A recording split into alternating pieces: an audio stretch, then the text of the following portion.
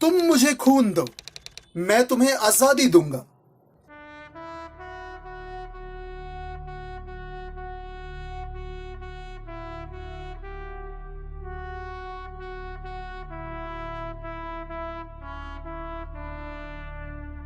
देश के इस महानायक को लेकर देशवासियों के मन में कई सारे सवाल हैं। पर्दे के पीछे का वह इतिहास आमतौर पर इंटरनेट पे मौजूद नहीं है, लेकिन आज हम इस वीडियो के माध्यम से उस इतिहास पर से पर्दा उठाने की कोशिश करेंगे।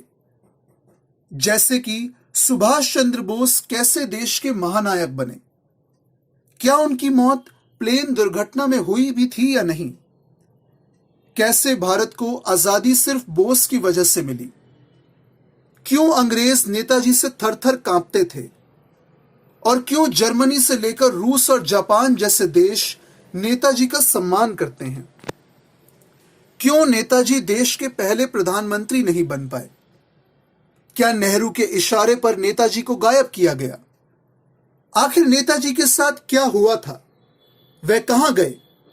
इन सब बातों को हम जानेंगे इस वीडियो के माध्यम से।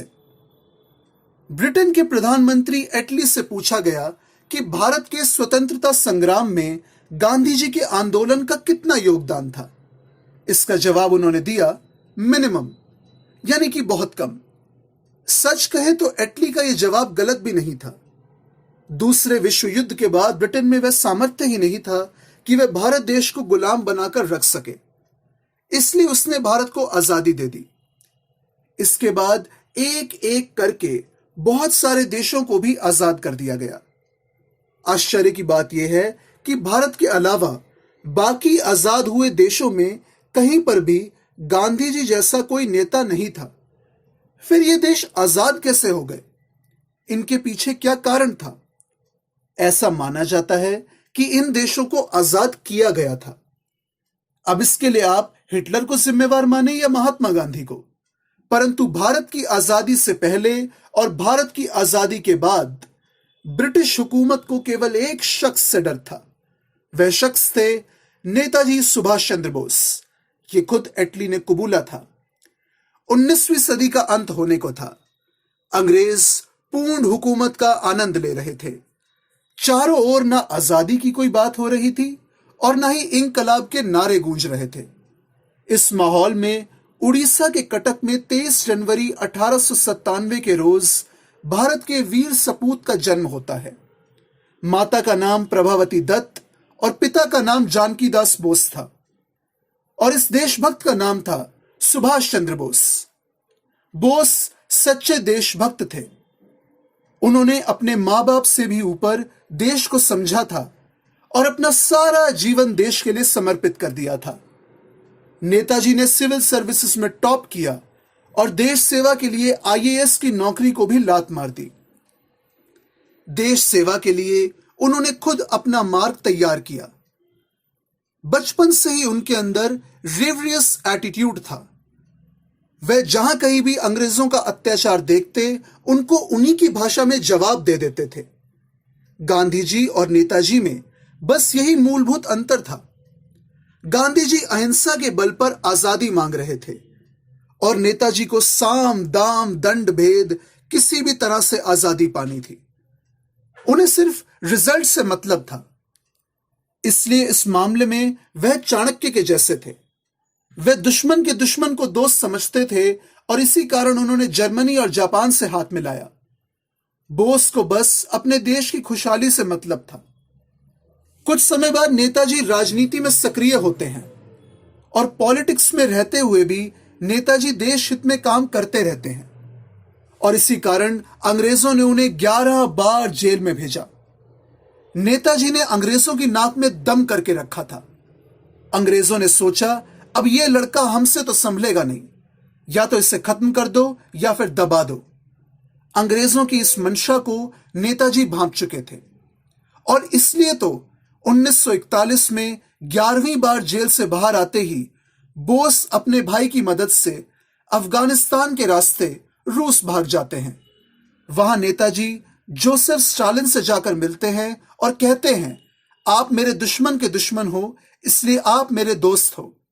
स्टालिन उन्हें जर्मनी करेंसी मुहैया करवाता है और वहां से उन्हें जर्मनी भेज देता है। जर्मनी में नेताजी हिटलर से मिलते हैं और हिटलर उनकी मदद के लिए तैयार हो जाता है।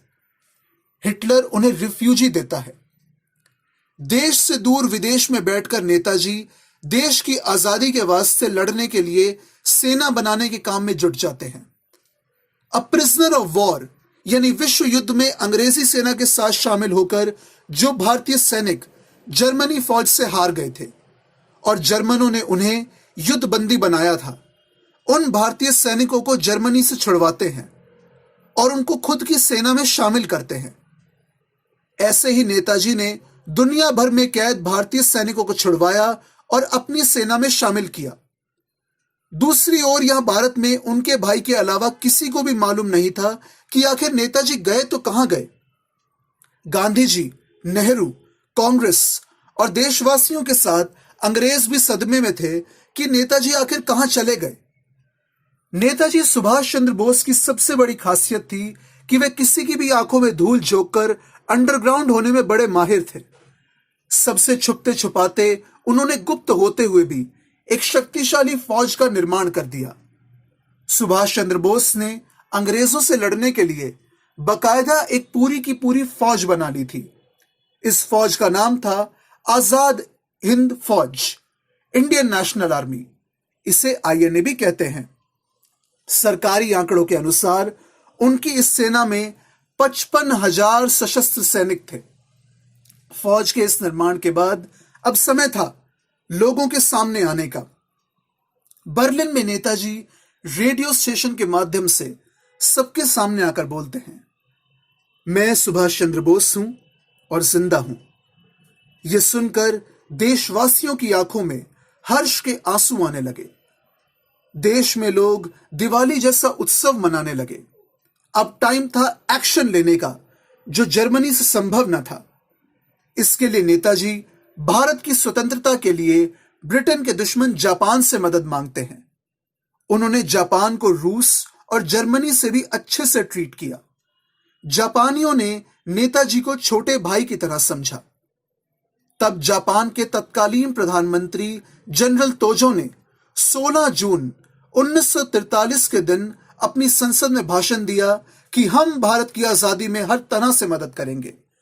जापान का आइडिया यह था कि वह ब्रिटेन बाहुल्य इलाकों पर म्यांमार के रास्ते से हमला करेगा और पूर्वी भारत को सबसे पहले आजाद कराएगा।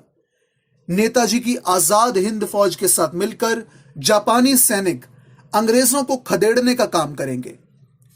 इसका बकायदा पूरा का पूरा एक खाका तैयार किया गया।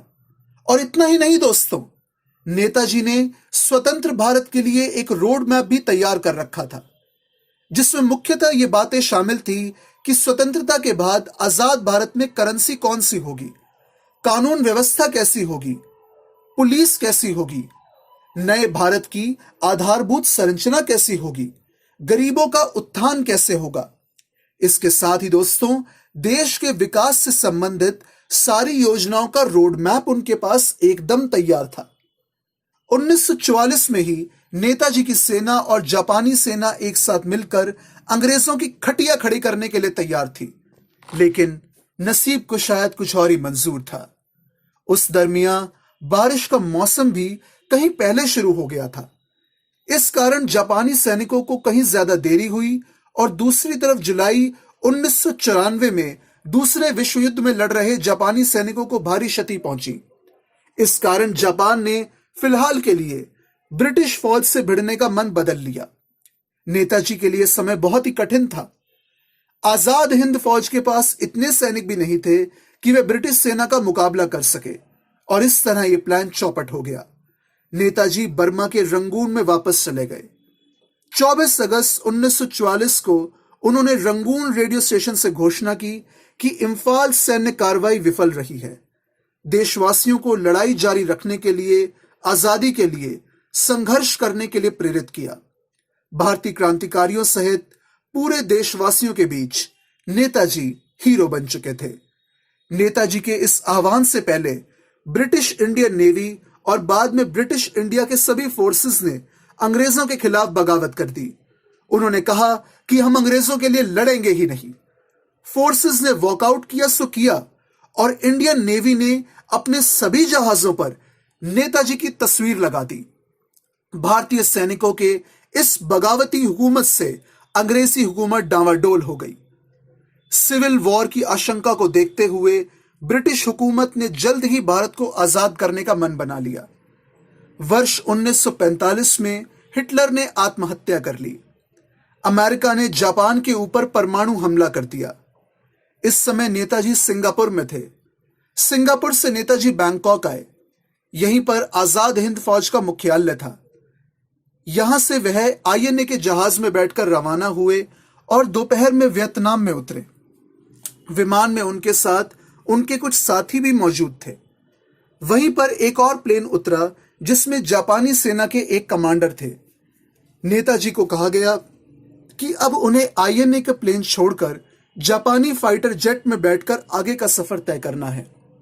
नेताजी को इससे कोई आपत्ति नहीं थी, पर उनके साथी उनको अकेले नहीं जाने देना चाहते थे। नेताजी ने जापानियों से इस बारे में बात की और अपने साथ अपने एक साथी को लेकर वह जापानी फाइटर जेट से उड़ान भरते हैं। उनके साथी भी प्लेन के उड़ान भरने तक वहां मौजूद थे। यहां तक की कहानी एकदम साफ है क्योंकि नेताजी को विदा करने वाले उनके साथी भी वहीं मौजूद थे। इसके बाद की कहानी साफ नहीं है और इसका कोई प्रमाण भी नहीं मिलता, लेकिन कहा जाता है कि नेताजी उस प्लेन से आगे सफर करते हैं और ताइवान के एक शहर में वह प्लेन दुर्घटनाग्रस्त हो जाता है। कहा जाता है कि इस दुर्घटना में ही नेताजी की मौत